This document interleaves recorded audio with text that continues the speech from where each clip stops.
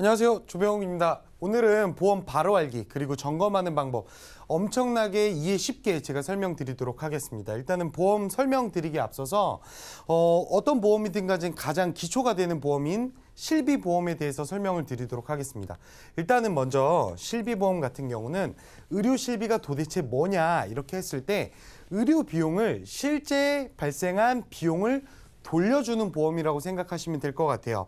일단 가입하신 연도랑 상품에 따라서 한도랑 자기부담금은 좀 틀리실 수 있는데 통상적으로 입원 시 5천만 원 한도 내에서 통원 시 25만 원, 약국은 5만 원 한도 내에서 실제 사용한 비용을 돌려주는 보험입니다. 예전에는 100% 돌려줬었어요. 예를 들어서 우리가 병원에 가서 입원을 해서 1,000만 원을 사용했다면 1,000만 원을 다 돌려줬었거든요.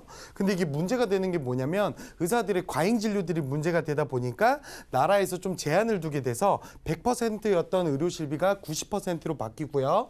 비급 항목은 80%로 바뀌고 도수치료, 체해충격파 치료, MRI, 영양제 주사들은 추가적으로 70%까지 자기 부담금이 가입하신 연도마다 조금 다르게 바뀌게 된다라고 보시면 될 것 같고요. 의료실비는 딱 이렇게 세 가지만 보상을 하는 게 의료실비고요. 보험료는 통상적으로 봤을 때 10살짜리 꼬마애들이 초등학생들이 대략적으로 한 5천 원 정도, 그리고 20대가 한 12,000원 정도, 30대에서 50대가 한 2만 원대 정도 선이라고 보시면 될 것 같아요. 비교적으로 저렴하고요. 치료비의 모든 부분들을 대부분 보상할 수 있기 때문에 꼭 필수적인 보험이라고 생각을 합니다. 제가 왜 의료실비를 가장 기본적인 보험이라고 말씀을 드렸는지 말씀을 드릴게요. 제가 가장 많이 받는 질문이 뭐가 있냐면 병욱 씨 혹시 이런 것도 의료실비가 되나요? 이런 것도 의료실비가 되는지 한번 알아봐 주세요. 이런 질문들을 굉장히 많이 받는데 의료실비에서 보상이 되는 거 설명드리는 것보다 보상이 안 되는 것들만 제가 설명을 드리도록 하겠습니다. 첫 번째, 임신 출산이 있고요. 두 번째, 미용 목적. 세 번째는 고의적인 사고, 자해, 자살, 정신질환, 치과한의원의 비급 항목. 이 크게 6가지를 제외하고 나머지는 다 보상이 됩니다. 이거 말고도 사실 사마귀는 안 되고요. 티누는 됩니다. 이런 것들이 있어요. 근데 티누는 되고 사마귀는 안 된다? 일반 분들은 사마귀랑 티눈도 구별을 잘 못하시거든요. 때문에 사마귀, 티눈 이런 것들은 크게 외워두지 마시고 궁금할 때마다 저희한테 연락을 주셔도 되니까 크게 이렇게 6가지를 제외하고 나머지는 다 보상을 한다. 이런 얘기입니다. 그럼 볼게요. 아까 앞서 말씀드렸다시피 이 한도 내에서 실제 사용한 비용들을 보상을 해주는데 의료실비는 상대적으로 비교적으로 저렴합니다. 그랬을 때 우리가 딱 암보험은 가입 안 되어 있고 의료실비만 가입되어 있다 했을 때 보상이 되느냐거든요. 암도.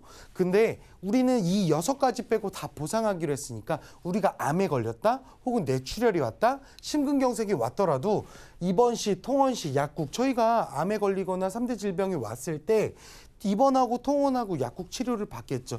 이 한도 내에서 실제 사용한 치료 비용을 보상을 해줍니다. 이래서 의료실비는 제가 말씀드리는데 보험의 기초 중에 기초고 반드시 필수라고 말씀을 드리고 싶습니다.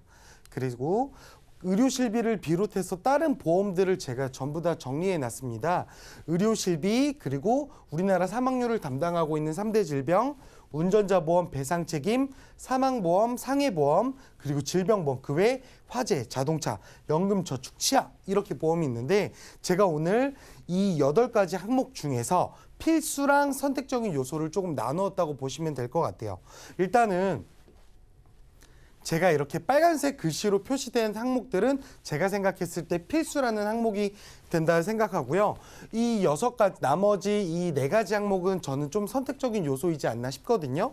사망보험을 예로 들어서 어떤 분들은 자녀한테 이제 자녀분들한테 보험금을 낮춰주려고 사망보험금을 안겨주려고 이제 준비를 하시는 분들이 있는 반면에 어떤 분들은 독신주의자, 어떤 분들은 결혼을 했지만 애는 안 낳고 사는 딩크족이신 분들은 사망보험금이 과연 필요 없겠죠.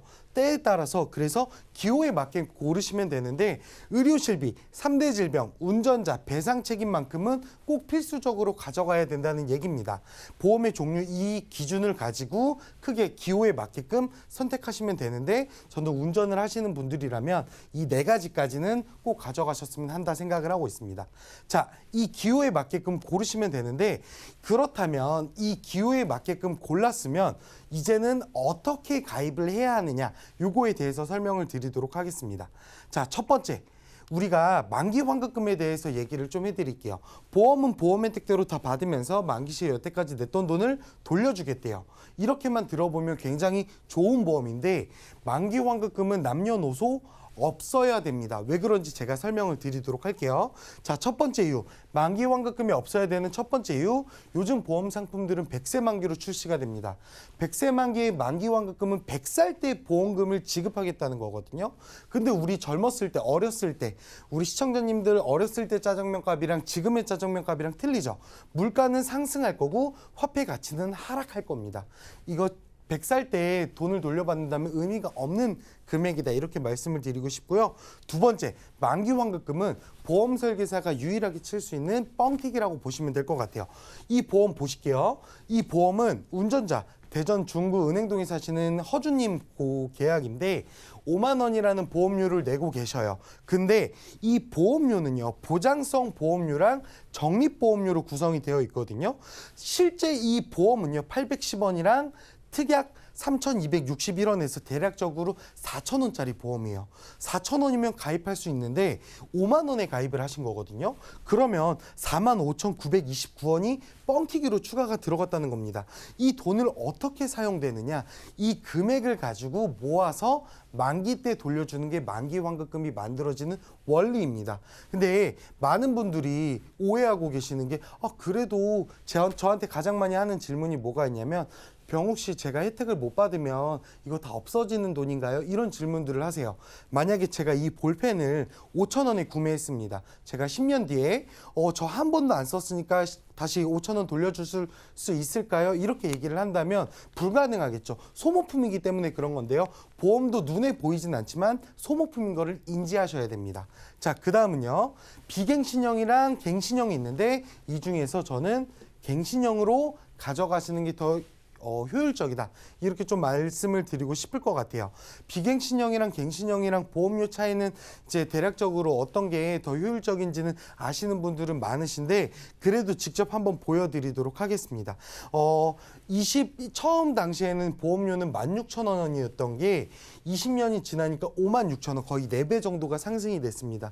그 이유는 2배, 그 이유는 1.5배 정도 상승이 됐는데 이거는 총 보험료가 아니라 한 특약에 대한 갱신되는 폭이에요.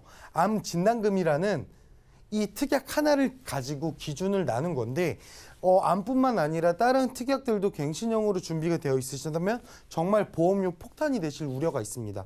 제 실제 고객님 사례인데 50세 때 8만 원에 가입하셨던 분이 계세요. 55세가 되시니까 10만 원이 되셨어요. 이때까지는 내가 5년 갱신형 선택한 거고 2만 원 정도에 올라도 되지 이렇게 생각을 하셨는데 문제는 60세 때 발생하세요. 보험료가 17만 원이 됩니다. 첫 번째 문제점은 이 보험료가 부담스러우시대요. 두 번째 문제점은 이제는 경제인구가 아니라 은퇴를 앞둔 나이라는 거죠.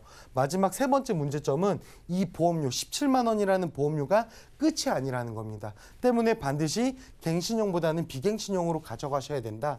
이렇게 말씀을 드리고 싶고요. 그리고 한 번에 가입해라. 이 말에 대해서 제가 설명을 좀 드리도록 할게요. 건강할 때 가입하셔야 됩니다. 그리고 한 상품에 같이 묶어야 사업비가 기본 계약이 절감이 되지만 요즘에는 다양한 상품들이 많아서 회사마다 골고루 상품을 고르셔도 되는데 넣으실 때 한 번에 완성을 시키는 게 좋으실 것 같아요. 그리고 젊은 나이에 가입해야 보험료 저렴합니다. 근데 우리는 보험료 오르지 않는 비갱신으로 가입할 거잖아요.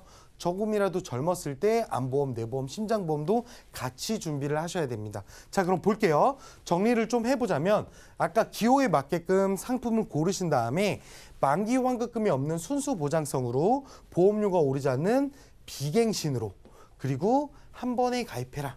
이게 제가 제안드리는 의견입니다. 이 기준을 가지고 원하시는 보험들 고르셔서 이 조건하에 짜게 되면 되는데, 그렇다면 무작정 좋은 보험들을 짜게 되면 보험료가 비쌀 수도 있어요. 예를 들어 이분은 20대인데도 지금 17만 8천 원이 나오시는 거거든요. 이런 경우에는 보험료를 줄여야겠죠. 보험료가 너무 비싸서 부담이 될 바엔, 부담이 돼서 해약할 바엔 안 가입하니만 못하거든요. 그래서 자신에게 꼭 알맞는 보험료를 설정하셔야 되는데, 보험료가 너무 부담스럽다면 보험료 줄이는 방법은 우리나라에서 딱 4가지밖에 없습니다. 첫 번째, 보장을 줄인다, 혜택을 줄인다. 예를 들어서 누구는 안보험이 필요할 거고 누구는 안보험이 필요하지 않고 사망금을 넣고 빼고 보장을 줄이는 방법, 당연히 보험료가 저렴해질 거고요. 만기를 줄이는 방법도 있고요. 갱신형으로 바꾸는 방법, 납입 기간을 늘리는 방법이 있습니다. 근데 이 4가지 기준으로 기호에 맞게끔, 입맛에 맞게끔 선택하시면 되는데, 제가 좀 추천드릴게요. 비교적으로 나이가 젊으신 분들은요, 보장을 줄이는 거 1번이랑 우리 4번 이용하시면 좋을 것 같고요. 비교적으로 나이가 있으신 분들은 차라리 3번을 조금이라도 갱신 주기가 긴 갱신형으로 선택하셔서 기호에 맞게끔 선택하시되, 20, 30대, 40대까지도 젊으신 분들은 1번, 4번, 그 이상으로 나이가 있으신 분들은 갱신형을 조금이라도 섞어서 준비하시면 좋을 것 같습니다. 이것으로 보험 점검 마치도록 하고요. 궁금하신 내용들 있으시면 아래에 있는 번호로 전화 주시면 좀 더 자세한 상담, 그리고 보험 증권 문서 전부 다 해드리도록 하겠습니다. 감사합니다.